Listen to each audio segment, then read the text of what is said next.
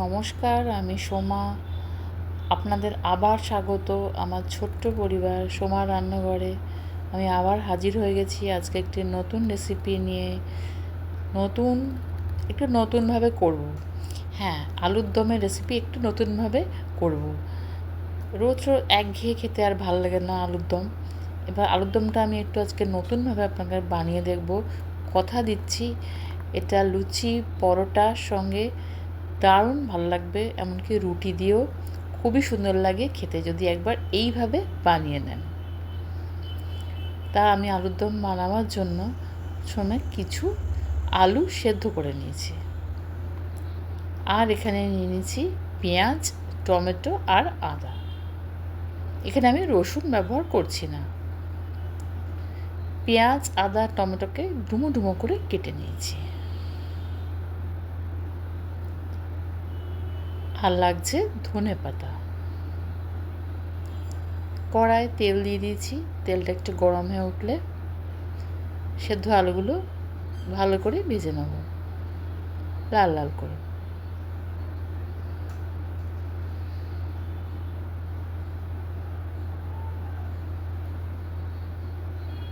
আলুগুলো ভাজা হয়ে গেলে একটা জায়গায় তুলে নিলাম।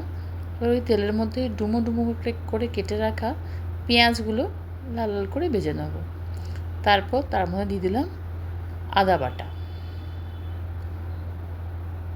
আদা বাটা একটু নাড়াচাড়া করার পর তার মধ্যে কেটে রাখা টমেটোগুলো দিয়ে দেব। এবার ভালো করে নাড়াচাড়া করব। তারপর এর মধ্যে দিয়ে দেবো অল্প পরিমাণ টক দই।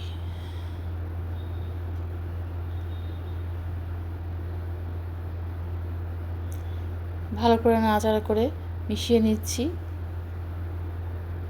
এবার দিয়ে দেবো এর মধ্যে কুচানো ধনেপাতা।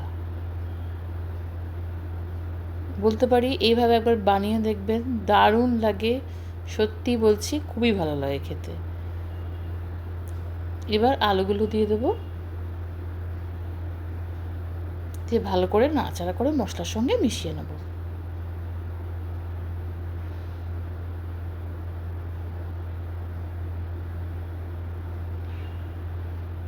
এরপর এর সঙ্গে আমি দিয়ে দিচ্ছি হলুদ, লঙ্কার গুঁড়ো, নুন, ধনে গুঁড়ো আর জিরে গুঁড়ো সব দিয়ে দিয়েছি। দিয়ে ভালো করে এবার মিশিয়ে নিচ্ছি। আপনারা চাইলে শুকনো শুকনো এইভাবেও খেতে পারেন।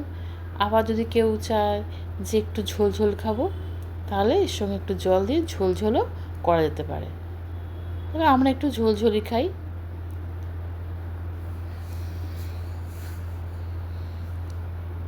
ভালো করে নাড়াচাড়া করে মিশিয়ে নিচ্ছি। এবার দিয়ে দিচ্ছি অল্প পরিমাণ জল, দিয়ে একটু ঢাকা চাপা দিয়ে হতে দেবো।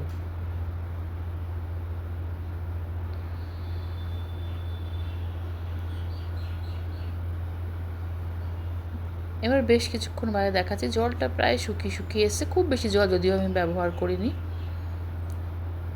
ব্যাস হয়ে গেছে, রেডি। নিয়ে নিয়েছি একটা বাটিতে দারুণ স্বাদের আলুর দম রেসিপি।